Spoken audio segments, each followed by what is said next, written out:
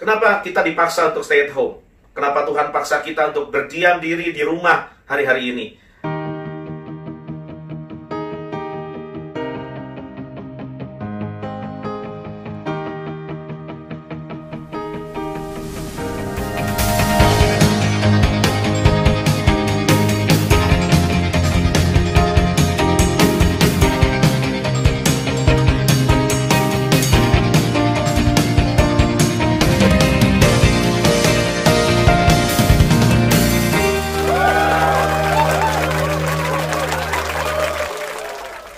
Shalom, saudara-saudara jemaat yang terkasih.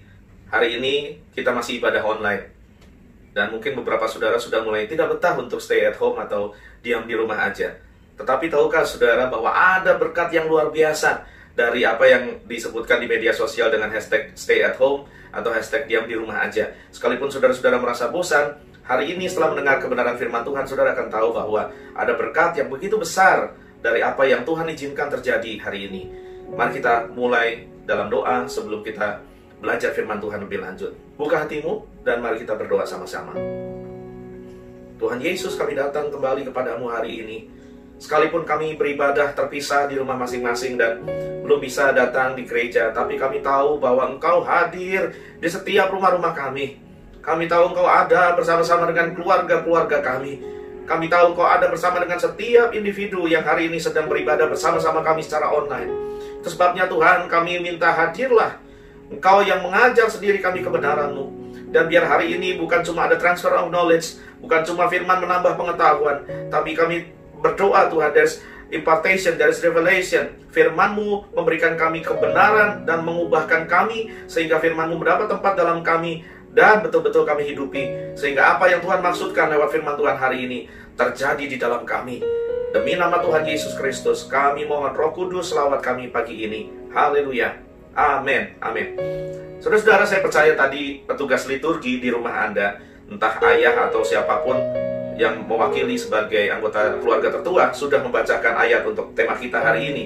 Dan ayat tema kita hari ini terambil dari Markus 6 ayat 33 sampai 44. Kita tidak akan membaca lagi ulang, tadi saya percaya saudara sudah membaca. Dan saya akan sampaikan beberapa poin yang dahsyat yang bisa kita pelajari dari firman Tuhan hari ini. Saudara-saudara, tahukah kita bahwa segala sesuatu yang terjadi dalam hidup kita, segala sesuatu yang terjadi di planet kita, tidak ada satupun yang terjadi yang luput dari pengetahuan Tuhan. Tidak ada satupun yang terjadi tanpa seizin Tuhan. Dan segala sesuatu yang terjadi hanya terjadi atas seizin Tuhan dan hanya untuk mendatangkan kebaikan bagi kita yang mengasihi Dia. Itu janji firman Tuhan. Lantas kalau Anda sudah berkata, iya Pak, tapi saya bosan di rumah. Iya Pak, tapi saya sudah nggak betah diam di rumah aja atau stay at home. Saudara-saudara, semua ini terjadi tidak secara kebetulan. Tuhan memakai kejadian ini untuk memaksa kita berdiam diri, kumpul bersama keluarga, diam di rumah untuk mendapatkan berkat yang Tuhan inginkan. Dari pembacaan ini, saudara-saudara, ada 4 hal yang saya mau bagikan kepada saudara-saudara. Yang pertama, kenapa kita dipaksa untuk stay at home? Kenapa Tuhan paksa kita untuk berdiam diri di rumah hari-hari ini? Karena tahukah saudara bahwa di hadirat Tuhan ada mujizat? Pertanyaannya adalah, kenapa Tuhan paksa kita diam di rumah aja? Selama ini kita begitu sibuk. Selama ini kita begitu repot dengan segala banyak urusan. Sehingga setiap kali Anda berandai-andai atau mempunyai niat untuk lebih intim lagi sama Tuhan, lebih ketat lagi dalam jam-jam doa saudara, Anda punya niat yang baik setiap kali Anda dengar firman Tuhan di gereja atau dimanapun Anda berkata, Tuhan saya mau memperbaiki mesbah doa, Tuhan saya mau mengalami keintiman lebih lagi dengan Tuhan, Tuhan saya mau memperbaiki jam-jam saat teduh saya dengan Tuhan. Tapi semua berakhir cuma dengan niat. Kenapa? Karena kita terlalu sibuk sekali. Ada yang sibuk dengan urusan pekerjaan, ada yang sibuk dengan urusan karir, ada yang sibuk dengan urusan perusahaan, ada yang sibuk dengan urusan keluarga, studi, bahkan pelayanan telah menjadi kesibukan banyak orang. Orang yang melayani menjadi tidak melayani Tuhan, melainkan sekedar melayani pekerjaan Tuhan. Lantas kenapa Tuhan izinkan hari ini kita tidak bisa kemana-mana, diam di rumah saja? Kenapa? Karena saya percaya yang selama ini sibuk, Tuhan mau Anda berhenti sejenak. Yang selama ini sibuk, Tuhan mau Anda diam sejenak. Dan ini bukan cuma bicara diam di rumah aja. Ini bukan cuma bicara stay at home, tapi stay in His presence. Diam di kaki Tuhan. Itu yang Tuhan rindukan. Dari ayat pembacaan kita hari ini, kita mendapat ada peristiwa di mana 5.000 laki-laki, belum terhitung perempuan dan anak-anak yang hadir, mengikuti Yesus. Gaduh sekali, kemana Yesus pergi mereka mengikuti, mendengarkan firman yang Yesus sampaikan. Tetapi pada petang itu, ketika hari menjelang malam, Alkitab mencatat dalam Markus 6, mereka mulai lapar. Lantas pertanyaan mulai muncul, siapa yang akan kasih orang sebanyak ini makan? Mungkin mereka start to murmur, mereka mulai bicara, mulai ngeluh sana sini. Tetapi mujizat terjadi. Sebelum mujizat terjadi, saya kepengen Anda perhatikan ayat 34. Ayat 34 berkata begini, ketika Yesus mendarat, ia melihat sejumlah besar orang. Maka, ini yang kita luar biasa sekali catat dengan detail.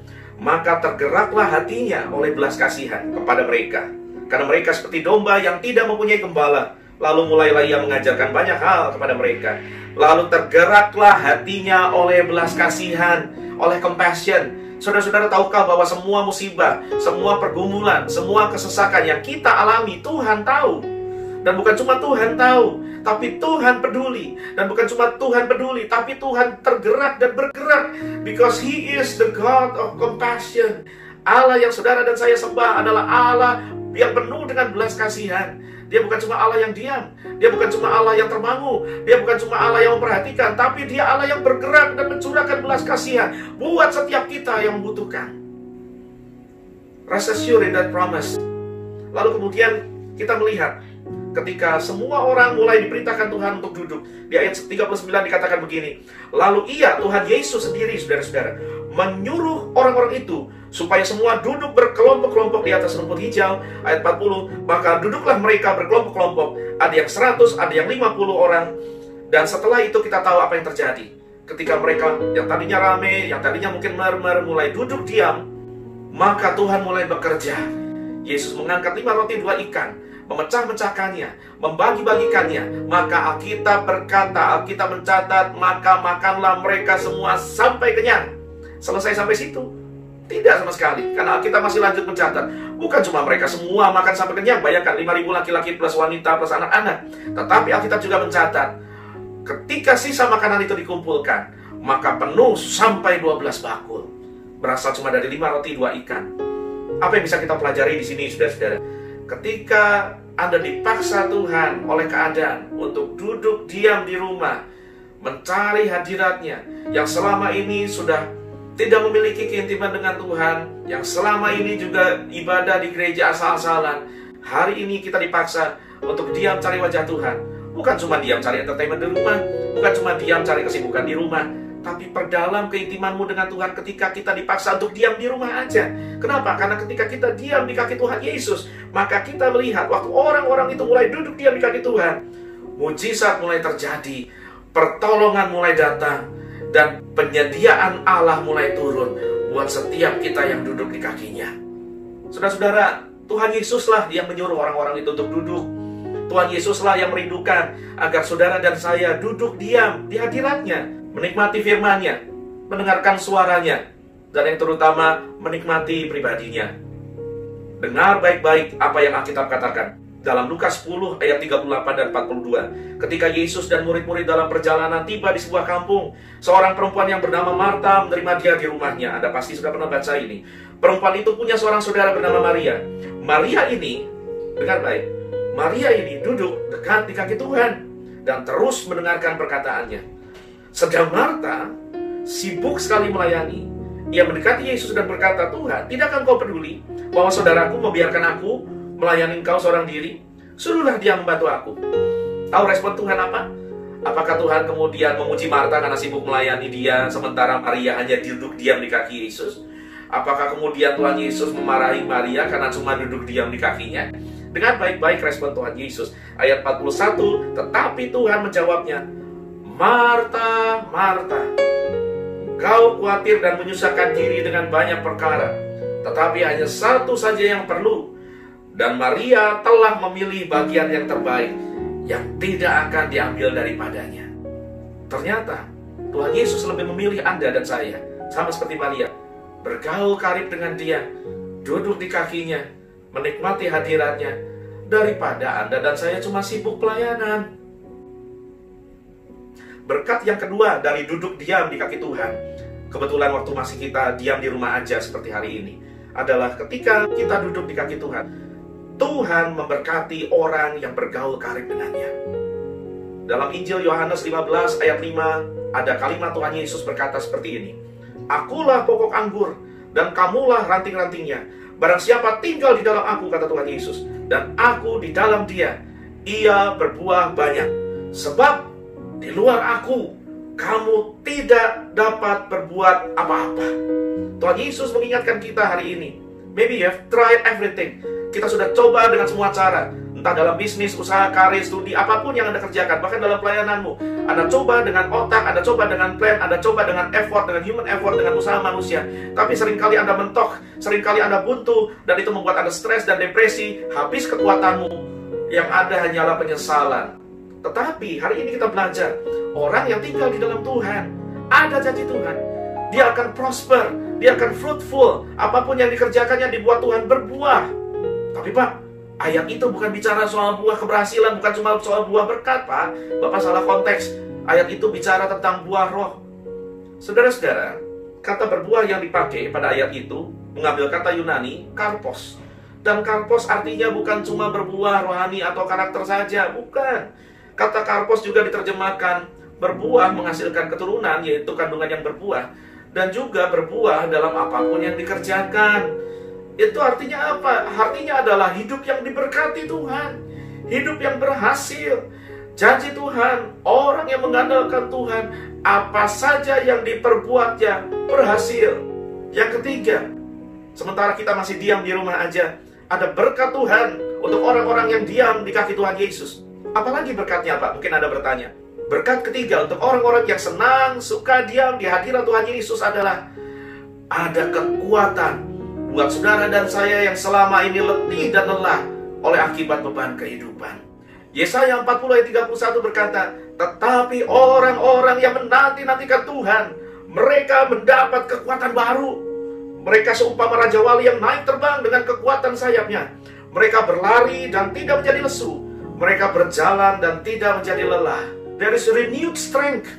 Buat Anda yang letih, lesu, capek karena beban pergumulan hidup, ada kekuatan yang baru. Bukan cuma kekuatan yang ditambahkan ketika Anda lelah, bukan cuma kekuatan yang ditambahkan ketika kita capek, bukan cuma kekuatan yang ditambahkan ketika kita putus asa, bukan. Tetapi kekuatan yang baru, seperti power bank yang tidak pernah kosong, selalu terisi lagi dan lagi dan lagi. There is renewed strength. Ada kekuatan yang dibaharui senantiasa buat kita yang suka diam di kaki Tuhan mencari wajahnya.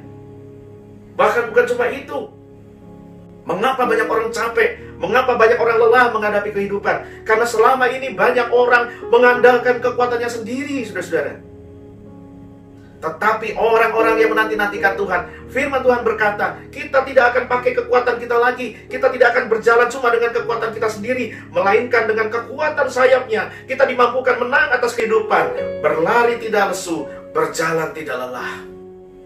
Dan yang terakhir, saudara-saudara, berkat apa lagi yang kita bisa dapatkan ketika kita sedang diam di rumah aja ini, dan betul-betul sungguh-sungguh berdiam di kaki Tuhan Yesus, berdiam dalam hadirat Tuhan. Saya catat berkat yang terakhir adalah begini. Di hadirat Tuhan Yesus, di hadirat Tuhan kita, ada sukacita dan nikmat senantiasa. Firman Tuhan berkata dalam Mazmur 16 ayat 11, Engkau memberitahukan kepadaku jalan kehidupan. Di hadapanmu, atau dalam terjemahan lain katakan, di hadiratmu ada sukacita berlimpah-limpah, dan di tangan kananmu ada nikmat senantiasa. Dalam hadirat Tuhan, there is joy forevermore. Ada sukacita yang berlimpah-limpah. At your right hand, there are pleasures forevermore. Dalam hadirat Tuhan, ada sukacita. Di tangan kanannya, ada nikmat senantiasa.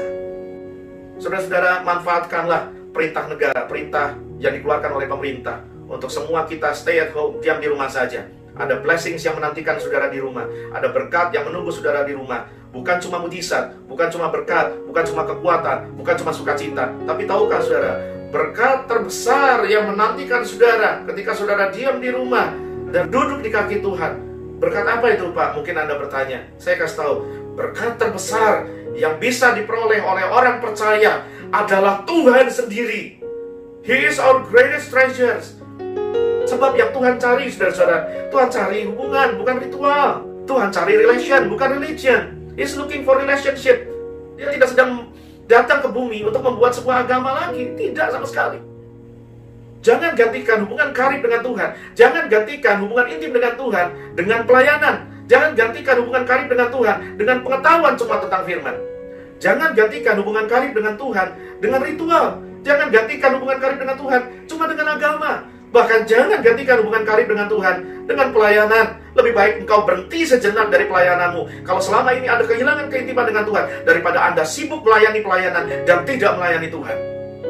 Begitu juga jangan gantikan keintiman dengan Tuhan hanya dengan pengetahuan tentang Tuhan. Saya ngerti, saudara, bagus kalau kita suka baca Alkitab. Bagus kalau Anda suka baca buku-buku rohani. Bagus kalau Anda ngerti dengan banyak doktrin, Anda paham teologi.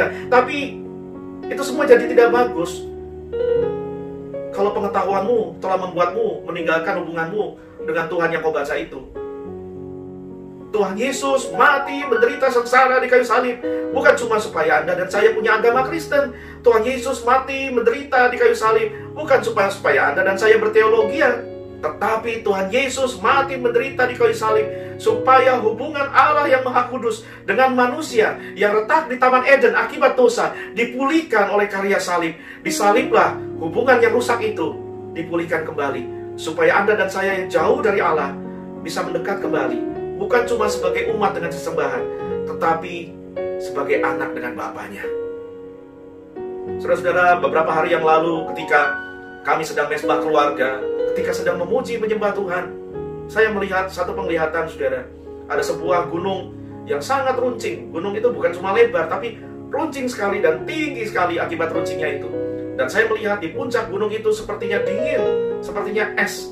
Tapi ketika kami terus menyembah Tuhan, ketika kami terus menyembah Tuhan, ketika kami terus menikmati hadiratnya, maka es di puncak gunung itu berubah jadi emas murni. Lantas saya bertanya sama Tuhan, apa maksud penglihatan ini, Tuhan? Tuhan kasih saya hikmat. Ketika kita sibuk dengan segala sesuatu, tapi akhirnya kita berdiam diri, itu seperti kita sedang mendaki ke atas puncak gunung, di dalam doa, pujian, penyembahan, masuk dalam keintiman dengan Tuhan. Dan di puncak itulah kita menemukan bahwa harta yang terbesar yang sesungguhnya adalah Tuhan sendiri. He is our greatest treasure. He is our greatest blessings. Dialah berkat yang terbesar yang bisa kita peroleh sebagai manusia, saudara. Jangan cuma cari perbuatan tangannya. Betul kita butuh berkatnya, betul kita butuh mujizatnya, tetapi yang lebih kita butuhkan adalah Dia. Yesaya 30 ayat 18 berkata begini, saudara. Sebab itu Tuhan menanti-nantikan, Tuhan sedang menunggu, saudara-saudara. Apa yang Dia tunggu? Saat untuk menunjukkan kasih-Nya kepada kamu. Sebab itu Ia bangkit hendak menyayangi kamu. Sebab Tuhan adalah Allah yang adil, dan berbahagialah semua orang yang menanti-nantikan Dia. Selagi kita diam di rumah aja seperti hari-hari ini, firman Tuhan berkata, orang yang menanti-nantikan Tuhan adalah orang-orang yang paling berbahagia.